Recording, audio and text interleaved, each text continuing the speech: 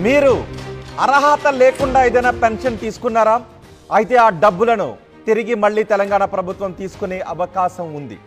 తెలంగాణ ప్రభుత్వం మరో సంచలన నిర్ణయం తీసుకుంది. అనర్హుల నుంచి ఆసరా పెన్షన్ రికవరీ చేయాలి అని ఆదేశాలు జారీ చేసింది.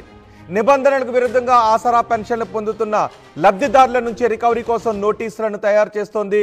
అనర్హుల జాబితాను అధికార యంత్రాంగానికి పంపించింది ప్రభుత్వం.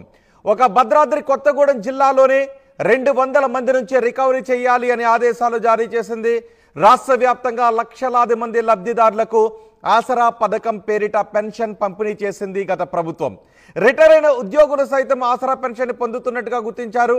నోటీసు అందిన 7 రోజుల్లో పొందిన పెన్షన్ మొత్తం తిరిగి చెల్లించాలి అని అందులో పేర్కొన్నారు. లేని పక్షంలో అన్ని రకాల పెన్షన్లు నిలుపుదల చేయాలి అని ఆదేశాలు జారీ చేసినట్టుగా తెలుస్తోంది. దాసరి మల్లమ్మ అనే వృద్ధురాలు గతంలో పొందిన 1,72,928 రూపాయలను తిరిగి చెల్లించాలి అని డిమాండ్ నోటీసును పంపించారు. ప్రభుత్వ నిర్ణయంపై బీఆర్ఎస్ తీవ్ర అభ్యంతరాన్ని వ్యక్తం చేస్తోంది. కొత్తగూడెం మున్సిపాలిటీలోని మొత్తం 42 మంది ఆసరా లబ్ధిదారులకు పెన్షన్ రికవరీ నోటీసులు అందాయి. దీంతో ఆసరా పెన్షన్ పొందిన లబ్ధిదారులంతా ఇప్పుడు ఆందోళనలో ఉన్నారు. వృద్ధులకు, ఒంటరి మహిళలకు, చేనేత కార్మికులకు, గీత కార్మికులకు, బీడీ వర్కర్లకు ఆసరా కింద 2,116 రూపాయలు, దివ్యాంగులకు 4,116 రూపాయలు ఆర్థిక సాయాన్ని అందించింది గత ప్రభుత్వం.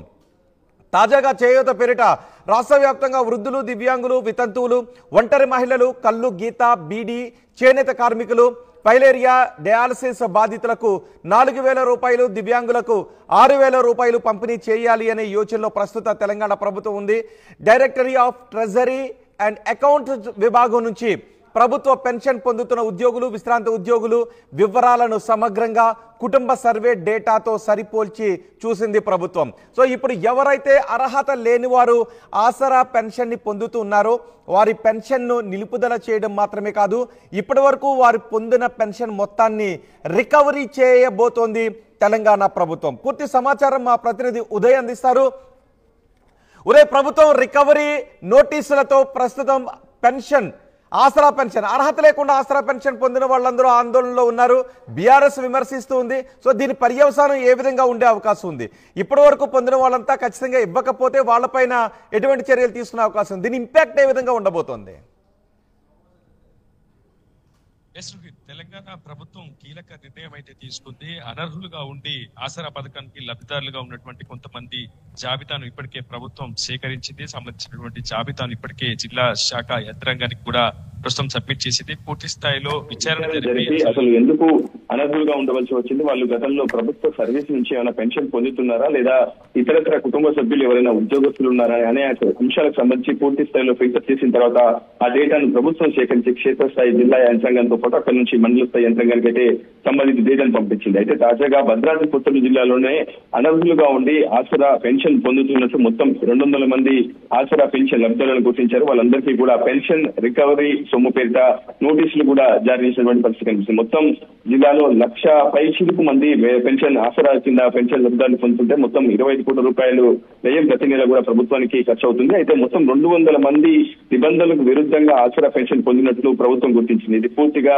డైరెక్టర్ ఆఫ్ ట్రెజరీ అకౌంట్స్ నుంచి తో పాటు సమగ్ర కుటుంబ డేటా సర్వే ఆధారంగా పూర్తి స్థాయిలో పోల్చి ఎవరెవరు ఉద్యోగస్తులు ఉన్నారో, అసలు భార్య ఉద్యోగం చేస్తుంటే భర్తకు ఏ విధంగా పెన్షన్ వస్తుంది, భర్త చేస్తుంటే భార్యకు వస్తుందా, లేదా ప్రభుత్వంలో గతంలో వాళ్ళు విశ్రాంత కార్మికులు ప్రభుత్వంలో పనిచేసే తర్వాత విశ్రాంత కార్మికులుగా ఉన్నటువంటి ప్రభుత్వం నుంచి సర్వీస్ పెన్షన్స్ ఏమైనా పొందుతున్నారా, ఇలాంటి అనేక అంశాలకు సంబంధించి పూర్తి స్థాయిలో సమగ్ర డేటా విశ్లేషణ చేసిన తర్వాత రాష్ట్ర వ్యాప్తంగా కొన్ని వేల మందిని అనర్హులుగా ఆసరా పెన్షన్ కింద లబ్ధి పొందినట్టు ప్రభుత్వం గుర్తించి వాళ్ళందరినీ కూడా నోటీసులు జారీ చేయాలని ఇప్పటికీ సంబంధిత జిల్లా శాఖ అధికారులకు కూడా ఉత్తర్వులు జారీ చేసిన పరిస్థితి వస్తుంది. ప్రస్తుతం సెట్ సంబంధించినటువంటి అధికార యంత్రాంగం దీనికి సంబంధించిన క్షేత్రస్థాయి పర్యవేక్షణ చేస్తుంది. ఇప్పటికే రికవరీ నోటీసు కూడా చేశారు. ఒక కొత్తగూడెం మున్సిపాలిటీలోనే మొత్తం 42 మందికి పెన్షన్ రికవరీ పేరిట నోటీసులు కూడా జారీ చేశారు. అయితే తాజాగా దాసరి మల్లమ్మ అనే దాదాపు 80 ఏళ్ల వయసు కలిగినటువంటి వృద్ధురాలు 1,72,000 రూపాయల పెన్షన్ గతంలో అక్రమంగా పొందినట్లు ప్రభుత్వం నుంచి గుర్తించారు. అదే సింక్రనైజేషన్ అంటే డేటాలో అదే అంశంలో వెలువడిందని కూడా ఇప్పటికే ప్రభుత్వం గుర్తించింది. ఆమె పూర్తిగా నిబంధనలకు అనర్హురాలుగా ఉండి ఆసరా పెన్షన్ పొందినట్లు ప్రభుత్వం గుర్తించింది. సంబంధించి ఆమె దాసరి మల్లమ్మకు 1,72,000 రూపాయల పెన్షన్ సొమ్ము తక్షణమే తిరిగి చెల్లించాలని కూడా నోటీస్ జారీ మొత్తం సొమ్మును 7 రోజులలోపు చెల్లించకపోతే ప్రభుత్వం నుంచి పొందుతున్నటువంటి సర్వీస్ పెన్షన్లన్నింటి కూడా నిలిపివేస్తామని చెప్పి ప్రభుత్వం ఇచ్చింది. దీనిపై పూర్తి స్థాయిలో ప్రతిపక్షాలు తీవ్ర విమర్శలు అయితే గుప్పిస్తున్నాయి. తాజాగా గత కొద్దిసేపు క్రితం ఎక్స్ వేదికగా బీఆర్ఎస్ కార్యనిర్వాహక అధ్యక్షుడు కేటీఆర్ స్పందించారు. ఖచ్చితంగా అలివిగాని హామీలతో అధికారంలోకి వచ్చిన తర్వాత కాంగ్రెస్ నిరుపేదలైనటువంటి వృద్ధులు, వితంతువులు, మహిళల ఒంటరి మహిళల పెన్షన్ కాజేసేందుకు ప్రయత్నం చేసింది. దాదాపు పెన్షన్ ని 4,000 అదేవిధంగా 6,000 రూపాయలు చెల్లిస్తామని చెప్పి చేయూత పేరిట అనేక హామీలు ఇచ్చినటువంటి కాంగ్రెస్ అధికారంలోకి వచ్చిన తర్వాత పూర్తిగా గత ప్రభుత్వం కల్పించినటువంటి ఆసరా లబ్ధాల పెన్షన్ రికవరీ సొమ్ము పేరిట పూర్తిగా వాళ్ళందరినీ కూడా పూర్తి స్థాయిలో ఇబ్బందులు గురి చేసినందుకు కూడా కేటీఆర్ ఎక్స్ వేదికగా స్పందించారు. ఏదేమైనప్పటికీ ప్రభుత్వంపై కూడా ఈ అంశంపై తీవ్ర విమర్శలు అయితే వస్తున్నాయి. ఎందుకంటే వేజ్ బోర్డు నిర్ణయం ప్రకారం కొంతమంది గతంలో అంటే 10 ఏళ్ల క్రితం ప్రభుత్వ ఉద్యోగులుగా పనిచేసినటువంటి వ్యక్తులు రిటైర్ అయిన తర్వాత వాళ్ళకి కేవలం కాస్త కోసం మాత్రమే ప్రభుత్వం నుంచి ఆర్థిక సాయం అందుతూ ఉంటుంది. అయితే ప్రస్తుతం ఆసరా పేరిట పూర్తిగా 2,016 రూపాయలు, దివ్యాంగులకు 4,116 రూపాయలు ప్రభుత్వం నుంచి అందుతూ ఉంటుంది. సో ప్రభుత్వం తీసుకున్నటువంటి పింఛన్ రికవరీ నోటీసులు జారీతో ఒకసారిగా పెన్షన్ లబ్ధాలను కూడా అందరూ ముందుకు వెళ్తున్నారు. ఉదయ్, సహజంగా నిజానికి అనర్హులు ఎవరైనా పెన్షన్ పొందుతూ ఉంటే ఇప్పటి వరకు ఇక నుంచి పెన్షన్లు నిలుపుదల చేసిన అప్పటి నుంచి నిలుపుదల చేసిన పరిస్థితులే ఉండేవి. కానీ ఇప్పుడు రికవరీ అని అంటున్నారు.